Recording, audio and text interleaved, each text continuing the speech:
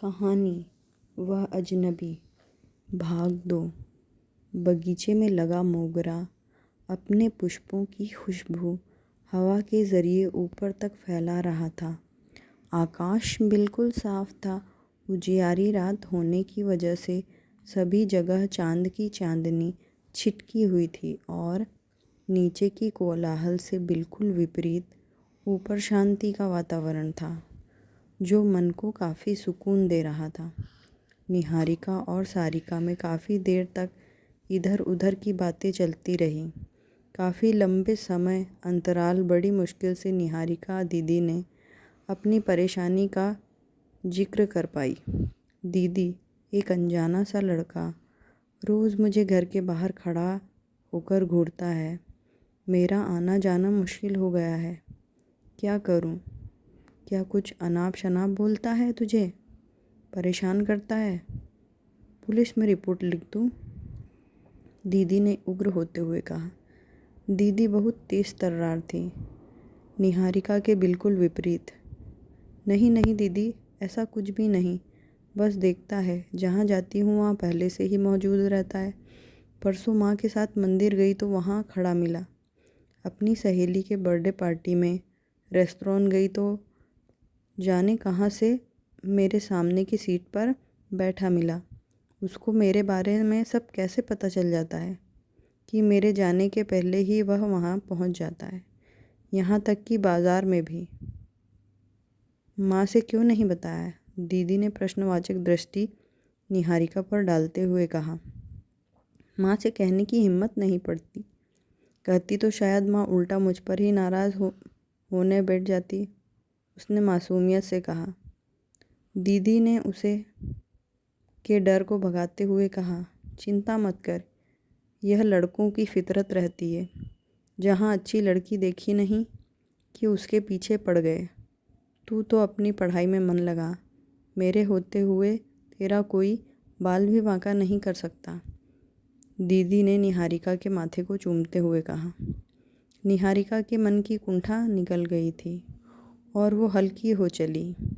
सरिता ने बातों का रुख बदलते हुए कहा, चल छुटकी, कल कोई मूवी देखने चलते हैं।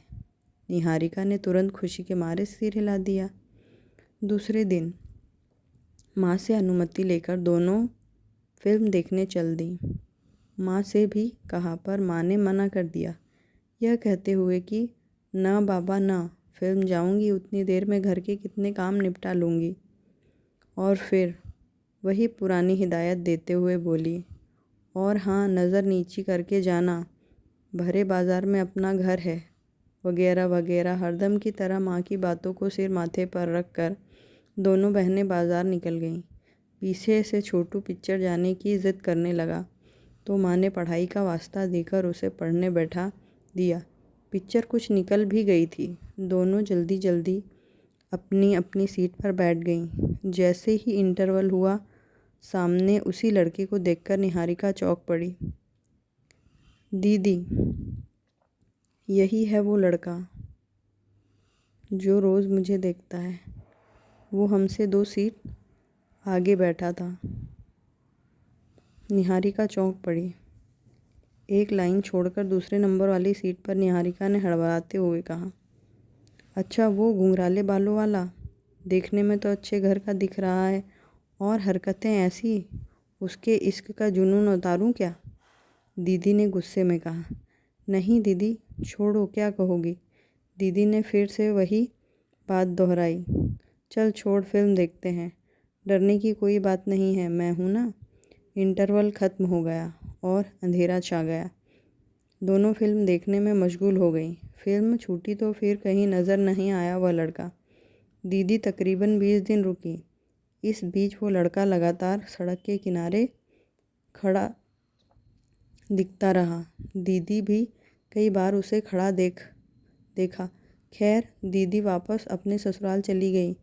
हाँ, जाते जाते ढेर सारी बातें समझाकर और माँ के कान में उस लड़के वाली बात भी बड़े अच्छे ढंग से डाल गई, जो निहारिका संकोचवश माँ से कह नहीं पाई थी, ताकि निहारिका अकेले कमज़ोर न पड़े और कोई भी अपनी बात बिना झिझक माँ से बता सके। दीदी के जाने के बाद निहारिका भी अपनी बीएससी फाइनल की पढ़ाई में व्यस्त हो गई। अगली आगे की कहानी वो अजनबी पार्ट 3 में।